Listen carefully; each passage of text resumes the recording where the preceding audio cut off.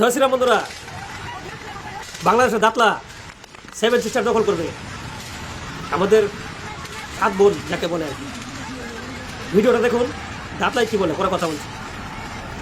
বাবরের পথ ধরে, বাবরের পথ ধরে, বাবরের পথ ধরে, বাবরের পথ ধরে।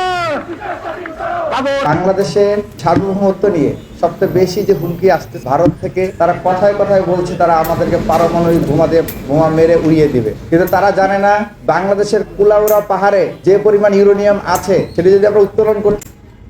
দেখলেন বন্ধুরা, এখন দাতলায় যেগুলো মানে তার সেনাবাহিনী যেগুলো বানিয়েছে আর কি, ওদেরকে দেখুন, যাদেরকে নিয়ে 7 সিস্টার দখল করতে আসবে।